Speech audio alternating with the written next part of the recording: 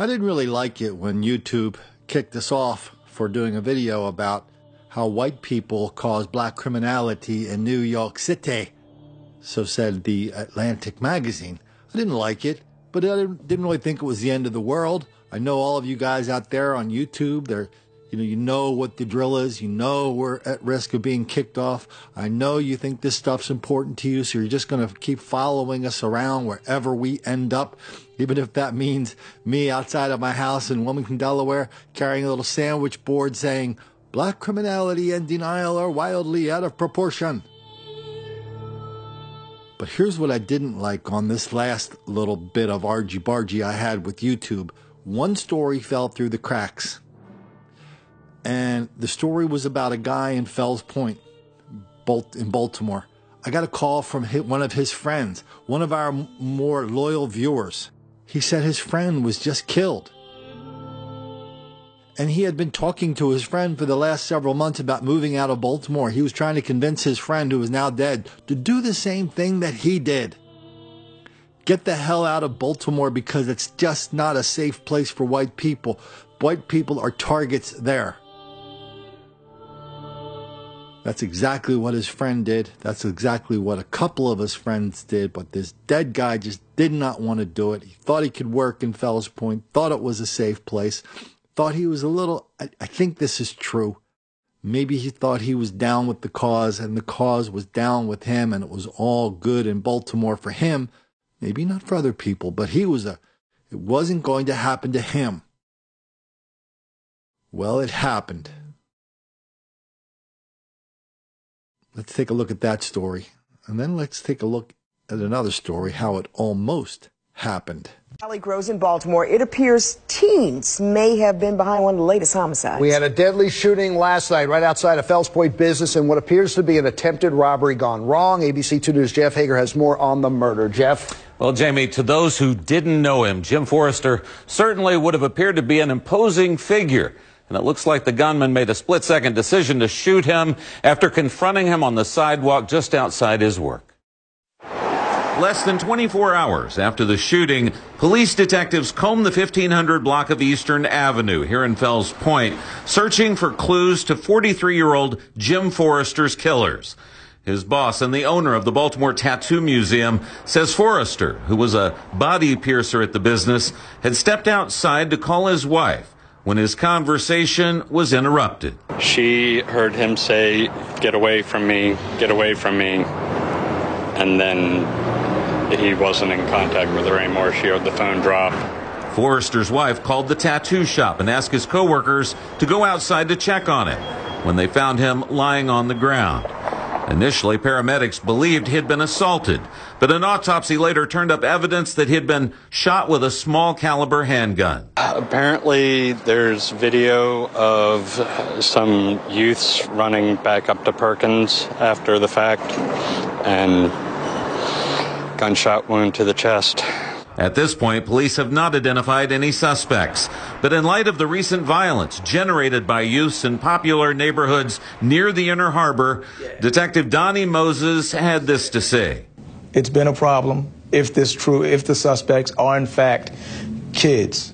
We've talked about it all year, and unfortunately, this crazy pattern is continuing on.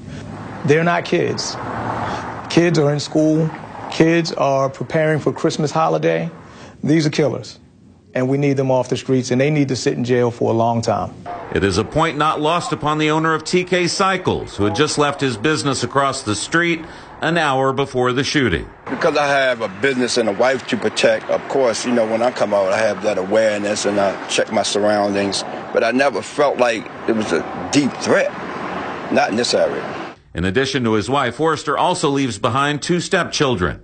And along with his body piercing, he made quite a name for himself as the bass player for 2 Baltimore hard rock bands, the Serpents of Secrecy and Foghound. We got a band together. I'm not sure about what to do down here, but I need my friends. Well, by the way, I didn't just get one email on that. Oh, here's the video of the fellas they suspect of killing this guy. Didn't just get one email. This guy is popular in Europe. So we got emails from Europe as well.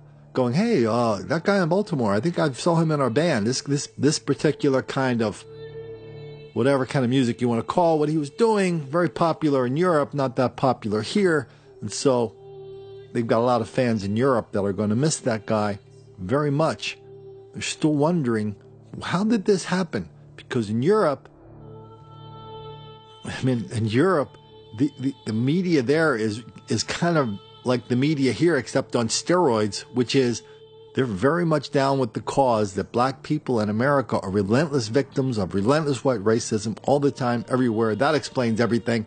That's kind of their thing about why they are superior to America. They like that. If you ever go over there, you watch TV, it's kind of astonishing to see how casual and widespread that point of view is. That's why so many Europeans get in trouble here. They come to here, they come to New Orleans, they go to Miami, they walk around the ghettos. Next thing you know, they're dead or robbed or both. And the folks back home wondering what happened. That's not supposed to happen there to Europeans, is it? This next story is not Baltimore City, it's Baltimore County, outside of Baltimore. But as an extra bonus, just for sticking with us on this so far, we're going to give you one absolutely positively ridiculous explanation for why why six fellas in a SUV screeched up to an old dude in a car, pulled him out, beat him, ran the car. Oh, well, why am I giving away the story? Let's just watch it. It's just another day in Baltimore. His car stolen and then used to run him over. And now Baltimore County Police are looking for two teenagers tied to this Nottingham carjacking that almost killed a 69-year-old man. ABC 2 News' Skylar Henry is live just off of Bel Air Road tonight after speaking with the victim's wife. First off, Skylar, how's he doing? Yeah, Jamie, understandably shaken up after all of this. I mean, it's pretty dramatic watching your husband get hit by this car, as a matter of fact. This car was actually returned to her on Saturday from police after they recovered it. Apparently, the teens involved in this also stole two other vehicles. Now police are looking for two more teens after arresting four earlier. It's not supposed to happen here. Not to them. The friendly couple that paced the pavement on Cardwell Avenue with their dog Teddy Bear every day. I just don't understand the reasoning. I mean, my husband complied. Why would you just want to beat the poor man half to death? And they even said, the detective said he's lucky to be alive. Barbara Willingham spoke to us under conditions we wouldn't show her face. She's lived on the block for more than 30 years, and until Wednesday, never thought she'd be staring violence in the face when her husband Jim was attacked. He got something out of the trunk of his car, got to sit in the driver's seat just to warm the car up because it was really extremely cold outside. And he reached for the door to close it, and that fast these guys come up in an SUV, come flying down the road. Baltimore County Police say these three teens, along with three others, hopped out of the SUV, knocked Jim down, stole this Buick, and used it to run Jim over. The injuries almost killing him. Once a juvenile crime becomes more serious, more aggressive, and violent as it is in this case, then those types of crime need to have serious consequences, or we're just releasing violent offenders back on the street regardless of their age. Violent offenders that perhaps wouldn't have been caught if not for a quick-thinking cable guy across the street who got the carjacking on video. A quick tip for police to catch four of the teens. Now, it's still unsettling for Barbara, who's now focused on making sure she can get Jim walking again. We would walk Teddy Bear up and down the street, and we've never had anything happen like this before. Now, Barbara says Jim will need months of rehab in order to learn how to walk again. He's actually in the hospital right now with Jim as we speak. Now, as for those teens, three of them have been charged as adults. One of the drivers actually being charged with attempted murder. Still, police, as we mentioned, are looking for two more teens. If you can help them in any way, you're asked to give them a call. Now, over at my Twitter page, I forget what you call it, Twitter, my Twitter channel, my Twitter stream. Over at Twitter, we get a lot of trolls that come in and out. Our latest enthusiastic troll who's going to educate us all, his name is Don322, and Don has been telling me all day long, Colin, why is this so hard to explain? Because All this black criminality has nothing to do with race. It's drugs, it's robbery, it's theft. They're all economic based. How hard is that to grasp? I'm not making excuses. I'm making a point, Colin. Why can't I figure out these are all economically based crimes? Despite the fact that first guy, the dead white guy, they didn't get anything from him. What about the 69-year-old guy in Baltimore? I mean, it's like his wife was following the script. The reporter was following a script that we write, which is, nothing bad ever happens around here before. Now, you know what that really means, by the way? That means you don't know your neighbors. When people have kids, and there's tons and tons of kids in a neighborhood, everybody the kids are the ones that are like the conduit of information. You could figure out what's happening like 10 blocks away because, hey, did you hear Mr. Smith was at the inn last night and staggered out of there at midnight? Well, everybody knows. Ditto for crime. Well, that's not happening anymore because everybody's cocooning. All the kids have moved away. People really don't know their neighbors in that hood anymore.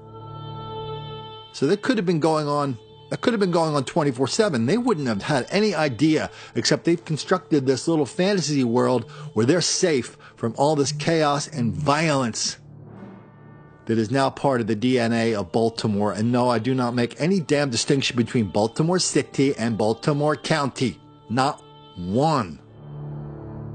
As long as the fellas have SUVs and they cruise around white neighborhoods looking for old white people to beat up, they don't make a distinction. I'm not going to make a distinction, even if that makes the black kids angry.